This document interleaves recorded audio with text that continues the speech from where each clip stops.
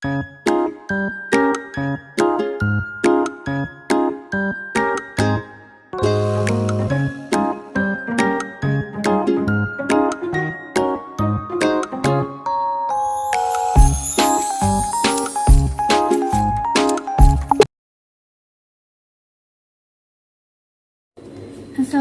anak-anak, selamat pagi semuanya.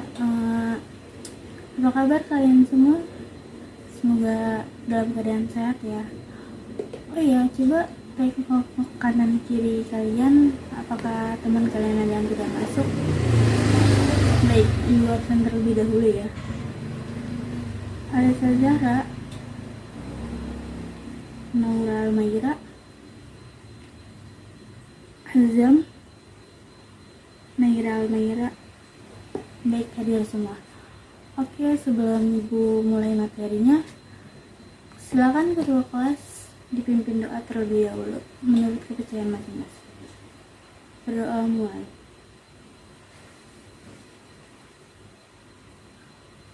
Berdoa selesai. Baik, sebelum kita masuk materi, ada yang masih ingat materi minggu kemarin? Ada yang tahu? Ya, oke. Hari ini kita akan membahas tentang mengamati dan mencermati beberapa contoh surat pribadi dan surat resmi. Ada yang tahu apa itu surat pribadi? Ya, baik, sedikit ibu jelaskan apa itu surat pribadi.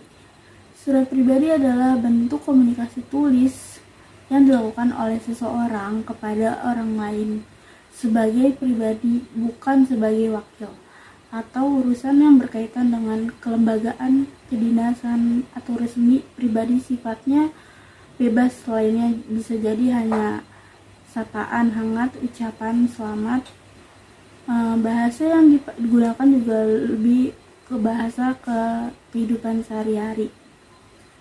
Oke, ada yang ingin bertanya? Kita lanjut ke materi kedua ya, yaitu surat resmi. Sedikit ibu jelaskan, surat resmi adalah surat tulis dalam situasi formal dan untuk kepentingan formal. Jadi surat ini dapat ditulis oleh pribadi kepada internal atau status suatu lembaga, perusahaan atau organisasi ditunjukkan kepada lembaga. Jadi surat resmi ini ditulis formal, yang bahasanya mungkin sedikit lebih formal dibandingkan surat pribadi ya. Baik, dari yang bertanya, ibu akan melanjutkan materi selanjutnya, yaitu struktur surat pribadi. Ada yang tahu struktur surat pribadi dibagi menjadi berapa? Ya, 5. Struktur surat pribadi itu terbagi menjadi 5. Yang pertama itu ada alamat dan tanggal surat. Yang kedua ada salam pembuka. Yang ketiga itu kalimat pembuka. Dan yang keempat itu isi surat. Dan yang terakhir ada nama dan tanda tangan. Jadi struktur surat pribadi itu ada alamat dan tanggal surat, agar pembaca tahu di mana dan kapan penulis menulis surat. Yang kedua itu ada salam pembuka, menyapa pembaca surat agar terasa lebih hangat. Yang tiga itu ada kalimat pembuka atau paragraf, memberikan kalimat pertama yang berkesan atau memandang interaksi agar mengunggah pembaca untuk membaca surat. Dan yang itu ada isi surat, menyampaikan isi atau pesan selama yang ingin disampaikan. Dan terakhir itu ada penutup surat untuk memberikan kesan akhir yang baik dan jika perlu agar memastikan surat pribadi dibalas. Oke, baik, ada yang ingin bertanya? Baik, tidak ada, ibu akan melanjutkan materi selanjutnya. Oke, selain struktur surat pribadi, di sini juga terdapat struktur surat resmi. Ada yang tahu struktur surat resmi terbagi menjadi berapa? Ya, struktur surat resmi terbagi menjadi 10. Yang pertama itu ada kop surat, yang kedua itu nomor surat, ketiga ada tanggal surat, keempat lampiran, kelima perihal, keenam ada alamat surat, ketujuh ada paragraf pembuka, ke-8 inti surat, 9 paragraf penutup, dan terakhir nama dan tanda tangan. Oke, ada yang tahu apa itu kop surat dan seterusnya? Kop surat adalah bagian ini diisi dengan nama lembaga, meliputi logo, alamat, dan nomor kontak lembaga. Yang kedua itu ada nomor surat. Nomor surat itu suatu lembaga biasanya memiliki format nomor surat tersendiri yang diikuti untuk memastikan kebahasaan surat, misalnya 06KPKSB. Yang ketiga itu tanggal surat, keterangan tanggal kapan surat itu dikirim. Dan yang selanjutnya ada lampiran sebagai penerang bahwa dalam surat itu terdapat bahan-bahan tertulis data atau statistik yang perlu disampaikan sebagai konteks lebih dari surat.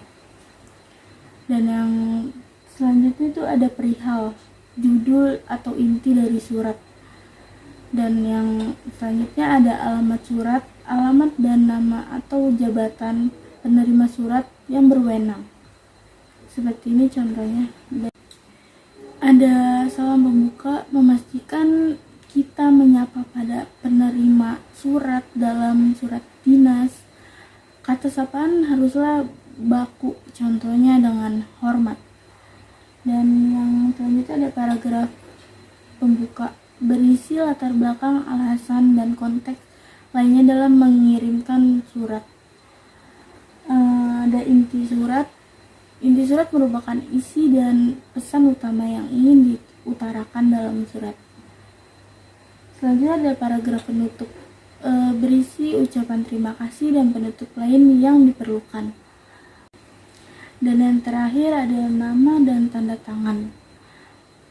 Nama dan tanda tangan ini pada surat resmi, biasanya nama dan tanda tangan yang tercantum adalah seseorang yang berwenang mengatasnamakan organisasi atau lembaga. Baik, sampai sini ada yang perlu dipertanyakan? Oke, baik. Yang terakhir itu ada kaidah kebahasaan surat pribadi. Ada yang tahu apa itu kaidah kebahasaan surat pribadi? Baik. Kaidah kebahasaan surat pribadi yang pertama itu adalah pilihan kata sapaan bersifat pribadi, bukan bersifat formal maupun umum. Jadi pilihan kata sapaan ini bersifat pribadi ya. Yang kedua itu bahasa surat pribadi tidak formal tetapi santun. Yang kedua itu ada bahasa surat pribadi tidak formal, jadi dia itu tidak formal, namun isi surat itu harus tetap santun. Yang ketiga itu pilihan ragam bahasa tergantung siapa penerima surat. Dan yang keempat itu menggunakan sapaan. Dan yang terakhir itu menggunakan kata ganti orang pertama untuk pengirim dan kata ganti orang kedua untuk penerima. Baik, ada yang ingin ditanyakan? Oke, Ibu akan adapun kaidah kebahasaan surat resmi. Yang pertama itu pilihan kata sapaan bersifat formal. Jadi kan kalau yang pribadi itu tidak formal tetapi santun, tetapi kali ini bersifat formal karena di sini terdapat surat resmi ya. Yang kedua itu bahasa ragam baku. Jadi semua yang ditulis di surat resmi ini memiliki bahasa ragam yang baku dan bersifat formal. Dan yang ketiga itu kata yang dipilih mengandung yang sebenarnya, dan kata yang dipilih di surat resmi tidak boleh tidak boleh mengada-ngada dan tidak boleh memanipulatifkan surat resmi tersebut. Jadi kata yang dipilih mengandung kata sebenarnya. Cukup sampai sini bisa dipahami? Oke, baik. Berhubung waktunya sudah habis, Ibu akan memberikan tugas untuk kalian ya, tugas rumah itu kalian bikin contoh surat resmi dan surat pribadi. Nanti pertemuan berikutnya kumpulkan ke meja ibu ya. Oke, baik, karena waktunya sudah habis, silakan ketua kelas dipimpin doa terlebih dahulu. Berdoa mulai. Doa selesai. Baik, sampai ketemu di pertemuan berikutnya. Selamat siang dan sampai jumpa lagi. Sampai sini bisa dipahami semuanya ya. Baik, berhubung waktunya habis, ibu akan mengasih tugas PR untuk kalian, yaitu tugas kalian adalah bikin contoh surat resmi dan surat pribadi. Nanti pertemuan berikutnya kumpulkan di meja ibu ya. Oke, baik. Sebelum kita akhiri, silakan ketua kelas pimpin doa terlebih dahulu. Berdoa mulai. Berdoa selesai. Baik, selamat pagi dan sampai jumpa. Wassalamualaikum warahmatullahi wabarakatuh.